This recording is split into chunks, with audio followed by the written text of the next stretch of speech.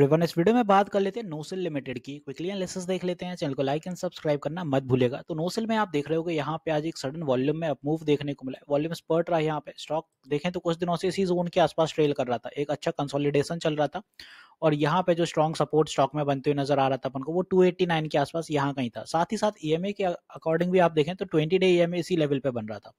तो स्टॉक में एक अच्छा मूव था, कंसोलिडेशन था। हालांकि स्टॉक ने रिसेंटली यहाँ से एक अच्छा मूव दिखाया था, ये रिट्रेस हुआ और फिर फाइनली स्टॉक में अब तेजी आई। तो यहाँ पे कुछ अच्छे टारगेट देखने को मिले और 300 का साइकोलॉजिकल लेवल सस्टेन कर लिया। 313 के आसपास क्लोजिंग हुई है।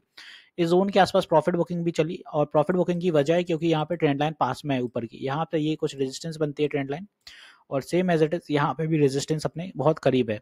इसी वजह से यहाँ को सेलिंग देखने को मिली। तो नियर टर्म स्टॉक यहाँ पे साइकोलॉजिकल लेवल के करीब है 325, तो वो सस्टेन करता है तो स्टॉक में यहाँ पे ब्रेकआउट होने की पूरी संभावना है।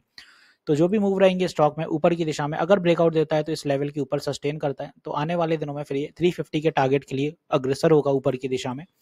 यहाँ पे जो बता दूं इंपॉर्टेंट है कि यहाँ पे वन डे टीएफ के अकॉर्डिंग यहाँ आरएसआई फिर से बुलिश होते हुए नजर आ रहा है और यहाँ पे आरएसआई में एक डबल बॉटम बनते हुए नजर आया और इसी के साथ स्टॉक में एक अच्छी तेजी देखने को मिलती हुई नजर आने वाली है।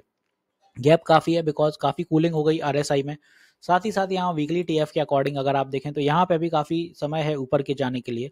80s की लाइन तक अगर स्टॉक चलता है तो डेफिनेटली 350 प्लस के टारगेट अपन को दिखाने के लिए तैयार है नोसेल। ओवरऑल 1 आवर टीएफ के अकॉर्डिंग यहाँ पे स्टॉक में छोटा मोटा एक पुल बैक है बिकॉज जैसे ही ऊपर 320 के अराउंड पहुंचा तो प्रॉफिट बुकिंग हुई है शुरू। तो उस पुल बैक के साथ साथ अभी स्टॉक में कुछ कूलिंग अगर रहती है तो यहाँ 1 आवर टीएफ के अकॉर्डिंग अगर ये नीचे आ रहा है तो इसमें फ्रेश एंट्रीज यहाँ पे अगर कोई लेना चाहता है तो देख सकता है बिकॉज 1 आवर टीएफ पे ही आपको एंट्रीज मिलेंगी। फिलहाल स्टॉक में जो भी मूव रहेंगे यहाँ कहीं पर अगर सपोर्ट ले रहा है ये 300 के करीब स्ट्रॉन्ग सपोर्ट अपने यही रहने वाले हैं, 308 और फर्दर ये 300 का। तो यहाँ पे अगर 300 के आसपास स्टॉक में एक अच्छा सपोर्ट है तो ये अपने एक्यूमुलेशन जोन होंगे क्योंकि यहाँ से स्टॉक फिर से तेजी पकड़ेगा।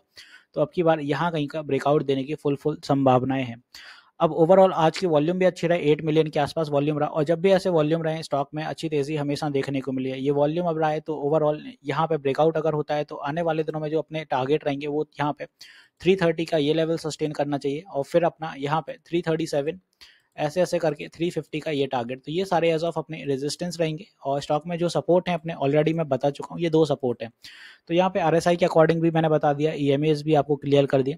डिविडेंड की बात कर ले तो 26 जुलाई को एक्स डेट होगा, 3 रुपये का डिविडेंड दे रहे हैं इस बार और पेमेंट डेट है 7 सितंबर को।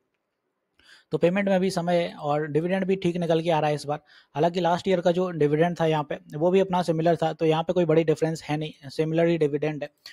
तो आई होप यहाँ पे मैंने सारी चीजें क्लियर कर दी है। नोसेल में क्या क्या सा मूव रहेगा, थोड़ा स्लो चलता है नोसेल, बट आप देखो एक अच्छा स्टॉक है और मोनोपोली है इस स्टॉक की, तो ये लॉन्ग टर्म पर्सपेक्टिव से काफी अच्छे स्टॉक हैं। काफी लंबे टाइम से स्टॉक कंसोलिडेट कर रहा था यहाँ पे इस जोन में, काफी लंबा टाइम हो गया कंसोलिडेट करते हुए। फाइनली स्टॉक में अब मूव आए, एक रिट्रेसमेंट भी आया और अब स्टॉक फिर से तेजी दिखाएगा। तो बड़े मूव आएंगे यहाँ पे 330 के बाद, उसके बाद स्टॉक काफी अच्छे से चलते हुए नजर आने वाला है। तो 330 सस्टेन करता है तो टारगेट की उम्मीदें अच्छी रहेंगी। तो जो भी मूव रहे, अगर बड़ी बाइंग आपके लिए सोच रहे हो तो अगर ये नीचे कहीं यहाँ कहीं मिलता है 300 के करीब तो बेहतर रहेगा। शॉर्ट टर्म ट्रेंड के लिए आपको ये कुछ टारगेट दिख सकते हैं 330 और 340, और अगर लॉन्ग टर्म होल्डिंग है तो फिर डेफिनेटली ये अच्छा चलने वाला है आने वाले दिनों में। तो यहाँ पे एक चीज़ और क्लियर कर दूं, मैं लाइव सेशंस भी लेता हूँ मार्केट आवर में। सुबह 10 बजे से लाइव रहता हूँ 1 बजे तक और शाम 9 बजे। ये शेड्यूल मंडे टू फ्राइडे चलता है और आप वहाँ पे अपनी क्वेरीज क्लियर करने आ सकते हो। तो आई होप यहाँ सारी चीज़ें क्लियर कर दी। मिलते हैं नेक्स्ट वीडियो में। This is me Shubham Yadav signing off.